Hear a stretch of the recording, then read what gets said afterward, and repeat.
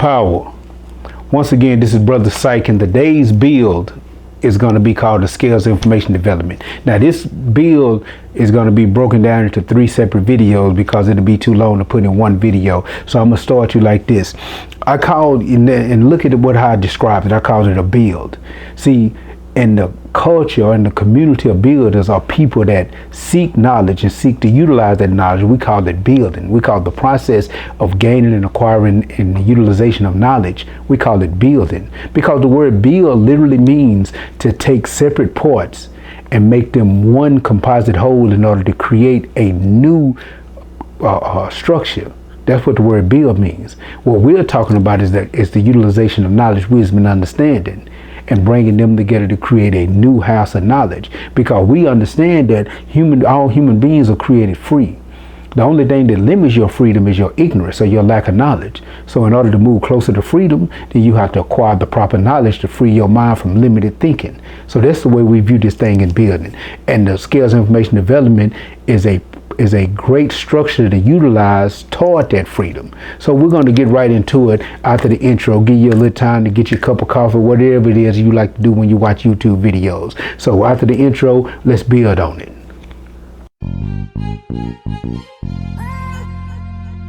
Yeah, you're not rocking with the best.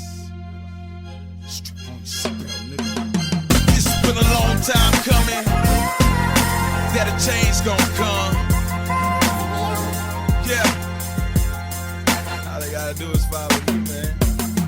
It's been a long time coming that a change gonna come. Yeah. Know why? To the ghettos, I'm like Barack Obama. Been in and out just like a robbery. Gotta watch old summer. Been happening in Dallas. So we ride like ghost hunters. Run numbers like Bumpy Johnson. So the kids won't go hungry. It's lonely out in the streets. Mr. Wind of the junkie. The wind may blow me away tonight, without a bomber to comfort me. Won't say that I chose this life. This is the life that confronts me. Still, I'll be damned if I let them punk me. See these guns, you don't want these. I lost everything but my passion to flow. When it came back, I ain't respect it like I did before. I tried and died, so now you know. The doper that I get, the more I'm feeling broke as shit. More money mean more problems than this. Now who wants to be rich? Can I get a show of hands and show of fans? The concert I can attend like Tony. Feel like I'm still a man. If you would just call my name like Mike, I swear I'd be there with a blunt and the mic to celebrate life. It's been a long time coming that a change gonna come. Yeah, it's music right here. It's been a long time coming. Change gonna come. Now the Scales of Information Development goes like this. It's 5 of them. You've heard of 3 before. You probably, anybody that's serious about acquiring any kind of knowledge have heard it put in this way: knowledge, wisdom, and understanding. A triune of mental development. But it's actually 5.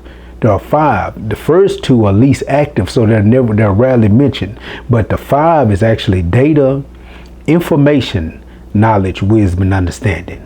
Data, information, knowledge, wisdom, and understanding. Now here's the cool thing about this. They're all the same thing, just vibrating at different levels. And I'm going to explain it like this. Let's start at number 1. 20% of the scale, because if we have 5 and we break them down evenly, then they all will represent 20%. Data will be 20%, information will be 40%, knowledge will be 60, wisdom will be 80, and 100% or the completeness will be understanding. So we're going to start at 20%, which is data. Data is 1/5 of the scale. Now let me read to you what Webster say data is. Let me read this to you, and I think this is it's informative and instructive to have a proper definition of the words that you're utilizing. A lot of time we use words and don't have an understanding of what those words really mean. So data is information output that includes both useful and meaningless information and must be processed to be meaningful. Now listen to that. Data is both useful and meaningless information. It's everything, and it must be processed in order to have meaning. So basically, essentially what's going on here is it's saying that data is basically the fabric of everything that you see in reality. I don't care if you're talking about neurons and protons. I don't care if you're discussing atoms. I don't care if you're talking about the human DNA. Whatever you're discussing, Whatever you're talking about, that is the data. DNA is the data that makes a human being or a plant or an animal. DNA is that data. Or atoms is the data, that energy component that makes every material thing that you see in reality. So data is literally the mathematics that reality is made from. It's everywhere around us, and there are laws that are formulated to keep this reality moving. Like example, I'm gonna give you a good example of data that was changed to information. E equals mc squared, famous mathematical equation ascribed to Albert Einstein, but Albert Einstein didn't invent it. Albert Einstein just recognized it, and then he codified it, and he expressed it to the rest of humanity so that we could have a deeper understanding of it. But data always had to exist even before Albert Einstein. Why?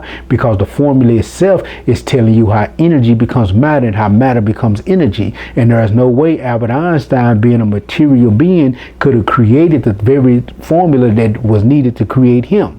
You understand? Does that make any sense? So that's what data is. Data, and for those of you that like movies, in the movie The Matrix, toward the end, Neo, the main character in the movie, gained the ability to see the code, as they called it in The Matrix. He no longer seen the images, the women, the men, the cars. He started seeing the code, and by being able to see the code, he was now able to manipulate the Matrix. They gave him the ability to freeze bullets in time, to fly, things like this. Where that code that Neo gained the ability to see at the end of the movie is literally the data that we're walking through consistently. We're just unaware of it. Now the data becomes information once we become aware of it and learn how to utilize the data, which moves us to the second stage in the scales of information development, which is information. Information is data once it's been recognized, identified, and codified. Let me read to you Webster's definition of information. Information is knowledge obtained from investigation, study, or instruction.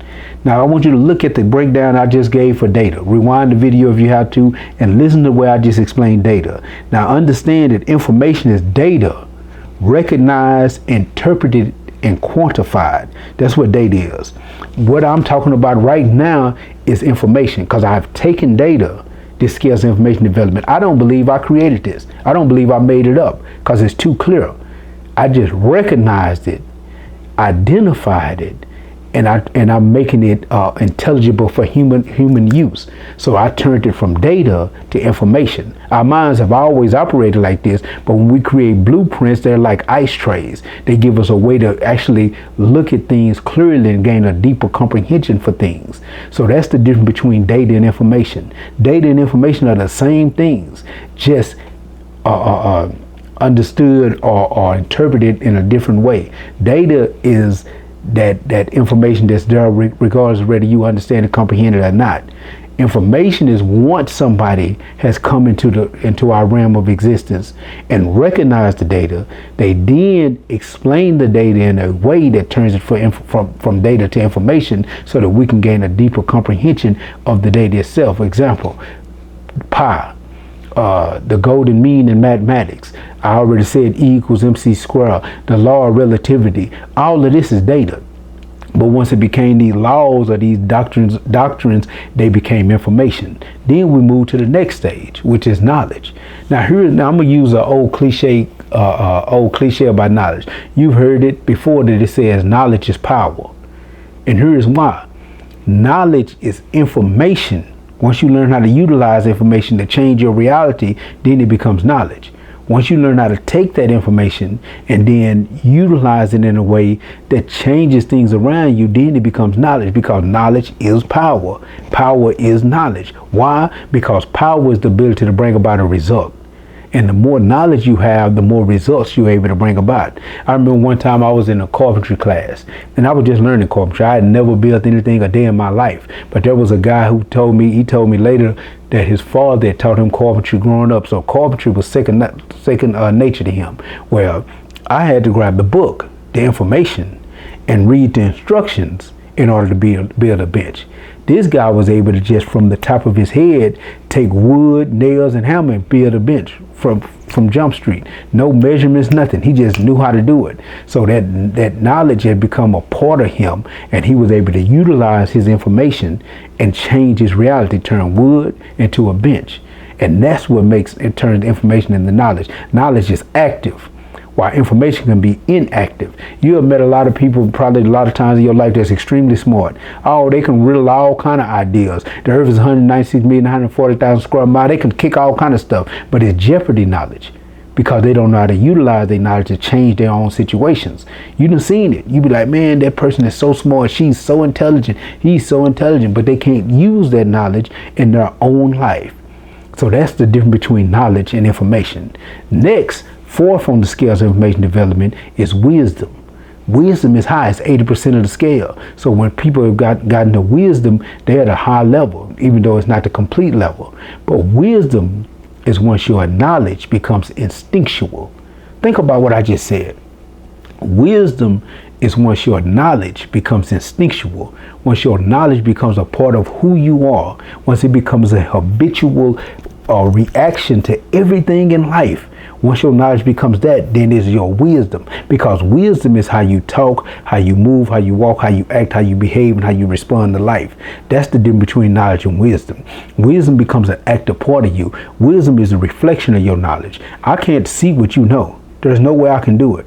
You can't see what I know. The only way to see what a person knows is to hear what they say and to watch how they behave.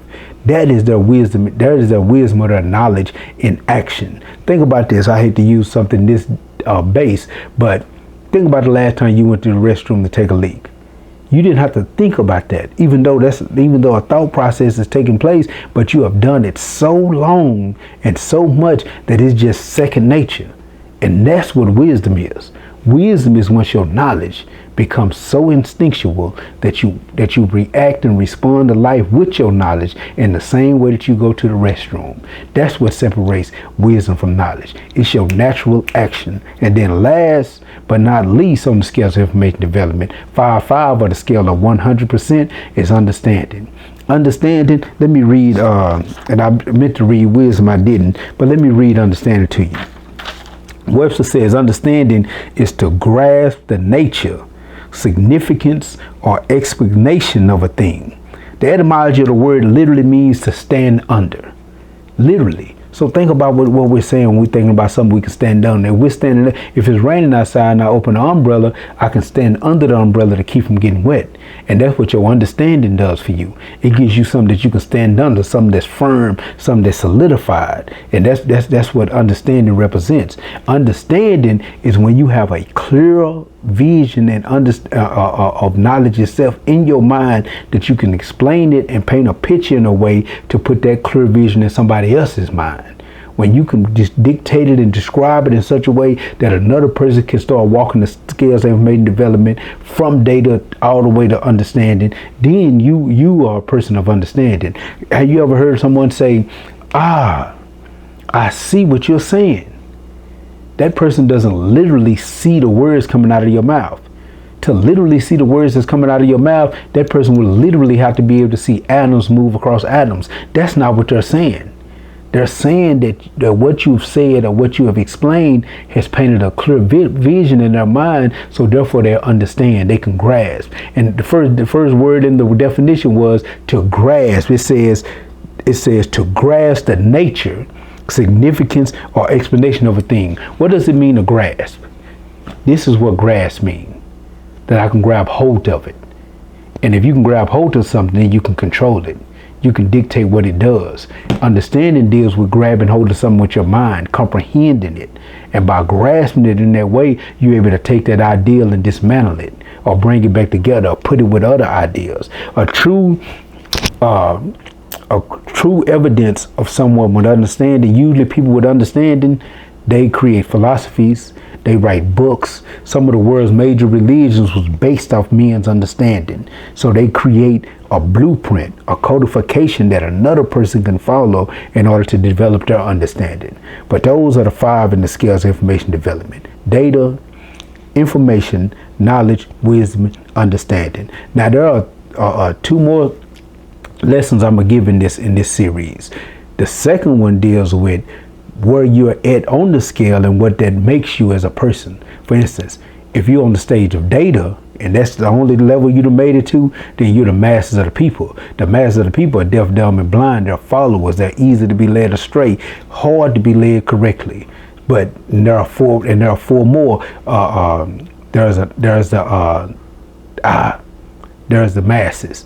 There's the neophyte, the one who has decided to become a student because they want to learn. The acolyte, one who is still a student but is at a level where they can teach other neophytes who are coming out of that masses level. Then you have a master, someone who has mastered building. Then you have a master teacher or a supreme adept, which is a person who is at the highest level of understanding. People like Muhammad, Jesus, Moses, Buddha, those were master builders. Those were supreme adepts. But we ain't finna go into that right now.